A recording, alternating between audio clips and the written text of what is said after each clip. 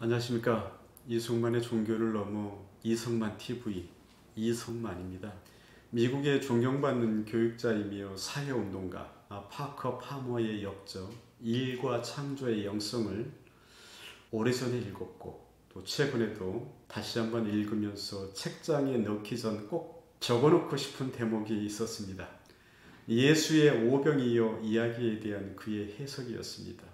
대부분 예수가 일으킨 초자연적 기적의 사건으로 배웠고 알고 있는 내용인데, 사실은 예수가 기적을 행하는 것을 무던히 좋아하지 않았음을 상기해 볼 때 파커 파머의 해석은 음미해 볼 여지가 큽니다. 오늘은 그의 성경에 나오는 예수의 오병이어 기적에 대한 그의 해석에 대해 방송을 좀 하려고 합니다. 사건은 예수와 그의 제자들이 관조를 추구하려고 할 때 오히려 발생했습니다. 너희에게 빵이 얼마나 있느냐? 가서 알아보아라. 제자들은 예수의 지시를 따르지만 그들이 가져온 물품 명세는 빵 5개와 물고기 2마리였습니다. 사실 내심으로 제자들은 사람들이 제각기 저녁을 사 먹기를 원했을 뿐 아니라 예수가 그들을 은근히 흩어버리기를 원했던 것입니다. 제자들은 5,000명의 군중이 제각기 개별적으로 부족한 양식을 위해 경쟁하기를 바랐던 것이지요.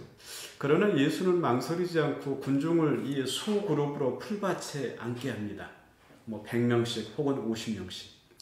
그리고는 빵과 물고기를 들어 축복한 뒤 그것을 떼어 제자들에게 건네며 나눠주게 합니다. 결과는 모든 사람이 만족히 먹고도 12광주리가 남았다지요. 이 이야기를 우리가 초자연적인 예수에만 해석에 초점을 맞춘다면 그것은 타인에 대한 우리의 인간적인 책임을 회피하게 하는 것이라고 파커 파머는 주장합니다. 그때 과연 무슨 일이 일어났던 것일까요? 그 일은 우리가 오늘을 사는 현실 세계에서의 행동과 풍요에 관해 무엇을 말하고 있는 것일까요? 광야에서 악마의 도전을 받았을 때 마술로 빵 만들기를 거부했던 예수가 갈릴리 호숫가에서는 슬쩍 마술을 부렸던 것일까요? 그의 기적은 5,000명이나 되는 익명의 군중을 더 작은 얼굴을 마주하는 공동체들로 나누는 단순한 행동으로 시작이 됩니다. 예수가 군중의 익명성을 인간적인 집단들의 에너지와 인격성으로 대체할 때 이 사람들 사이에서 일어나는 일들을 우리는 상상할 수 있을 것입니다.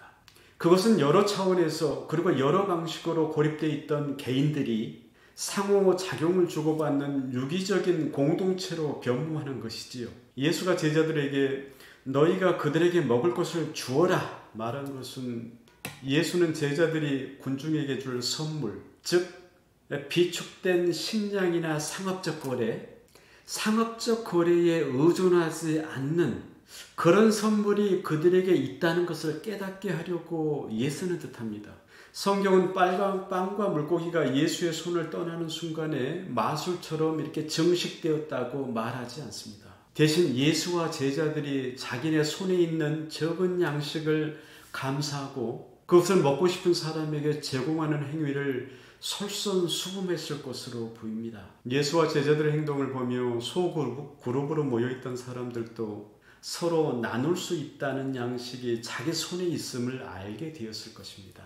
아마 그들은 감동해서 그들의 부족한 자원을 축적하기보다 예수와 제자들의 관대함을 본받게 되었을 것입니다. 관대한 본보기를 보고 불이 붙은 공동체를 통하여 벼랑간 결핍이 풍요로 변모하는 것이지요.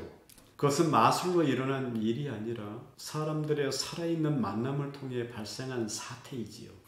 이야기는 모든 사람이 다 배부른 상태로 떠나갔다고도 말하지 않습니다. 그들이 모두 먹고 만족했다고 말합니다. 결핍의 문화는 불만족을 바탕으로 번창하고 불만족을 또 낳습니다. 우리가 충분히 소유하고 있음을 믿기를 거부하는 태도가 경쟁을 낳고 국내에서와 전 세계적으로 자원의 불공정한 분배를 초래하는 것은 아닐런지요. 감사합니다.